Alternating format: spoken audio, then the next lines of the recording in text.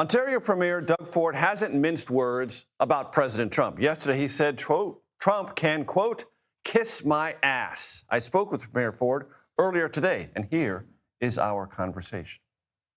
Mr. Premier, we're not dainty around here with direct quotes. You called President Trump a dictator, a bully, and he said he can kiss your ass. Do you regret any of those comments? Want to apologize for them? No, not at all. I stand by those comments. He can throw the punches out and the insults, and I think it was a little heated yesterday. I think we have to get back to the table, Major, and focus on jobs in the U.S. and in Canada. We're the two closest friends, allies, and each other's number one customer. So that's what I'd like to focus on.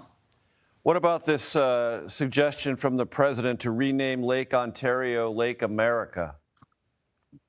Well, you know something, I have to laugh when he comes up with these ideas. It's always going to be Lake Ontario here in Canada, and that's up to the president if he wants to name it Lake America, Lake Trump, whatever he wants to do. That's his prerogative. So the tariffs announced today by the Canadian government set to go into effect September 8th. That means there's room, quite obviously, to negotiate a way out of this. What does that look like? And can those negotiations be successful if the U.S. Commerce Secretary Howard Lutnick is involved? Well, Howard's a tough negotiator, but we just want a fair trade deal that we've had for years and decades, actually. Both economies are so integrated that, I always told the Prime Minister, no deal is better than a bad deal. And if we decide it's a bad deal, then it has to be dollar for dollar, tariff for tariff. And that's unfortunate because it's just going to hurt Canadians and Americans. And I got to tell you, Major, I love the U.S., I love Americans, and so do Canadians. So when we're putting a tariff on Canada, it's a tax on Americans.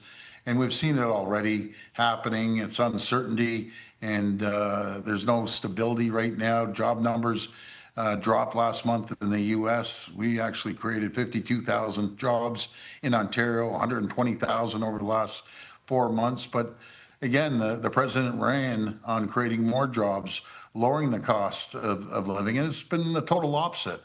When you attack your number one customer, and yes, you're our number one customer, it doesn't work out very well, especially in the auto sector. I feel bad for the auto sector in Canada and Ontario, but I also feel really bad for the workers in Texas, Kentucky, Michigan, Illinois, and Ohio, and other states that produce parts or autos. We buy 400% more autos than anyone in the world, and they're going to get laid off. It's the auto sector has spent $110 billion on tariffs. They have to make that up one way or another. And is this, in the end, Mr. Premier, all about a disagreement that was entered into late in these negotiations over large trucks and SUVs? Yes, I would say so, but there's a combination. President Trump and Howard Lutnick kept changing the goalposts, and we thought you'd have a deal, then they changed it again and again and again. So, that's unfortunate. We need to have a fair deal for both countries. I believe in Fortress North America. Let's put a ring around North America and create more jobs, more opportunities, more certainty. He's treating us, like we're communist China here. We're the closest friends and allies that the U.S. has anywhere in the entire world, and I want to keep it that way. So that's what we're going to be focused on. Hopefully, let me, Mr. Premier, with your permission, let me give some statistics to my audience. I know you're familiar with them, but my audience might not be. 3/4 of Canadian exports go to the United States. That's 25% of your GDP. 40% of Canadian small businesses say they will be affected by these new tariffs, and a third of those small businesses surveyed said they expect sales to drop 50% or more if these tariffs go fully into effect. My question, Mr. Premier, is can Canadians withstand this trade war? Because it's going to hurt them a lot quickly. Well, sure, it's going to be pain on both sides of the border. Ontario alone, employs 9 million people in the U.S. that are producing widgets and products and everything else under the sun that we end up buying, and it's going to hurt Americans as much as it's going to hurt Canadians. The only difference is we have the financial stability to support our businesses, and we're diversifying trade around the world. We've seen numbers increase around the world by 100 to 150%, and we're still creating jobs as the U.S. Lost jobs last month, and again, it's going to hurt both sides of the border. But we don't have the $40 trillion debt. We don't have problems with our bonds. Right now, the U.S. is feeling the pressure financially, but we'll get through that, and hopefully we won't have to go down that road. The U.S., we're the #1 customer when we buy steel. You need our aluminum, you need our high-grade nickel, you need the potash that keeps your farmers going.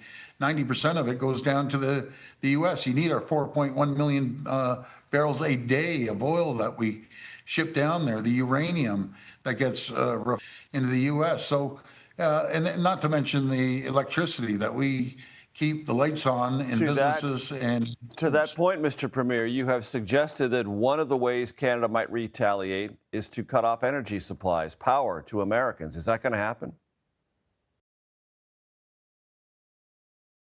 Well, I said surcharges, and who wants to pay more for electricity in the U.S.? I want to send more electricity, more power, more high-grade nickel.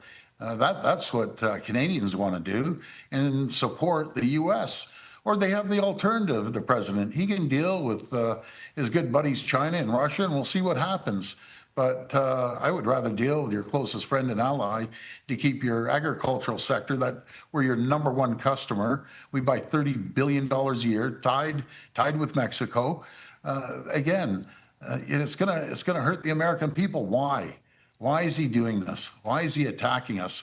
This was an unprovoked attack on Canadians, on our sovereignty. He keeps mentioning 51st state. No, that's not going to fly. So let's see how this plays out. Hopefully everyone comes to their senses and we have a fair deal for both countries. Ontario Premier Doug Ford, I appreciate the time, sir. Thank you. Thank you. God bless America. God bless Canada. Let's get a deal. Thank you. Thank you.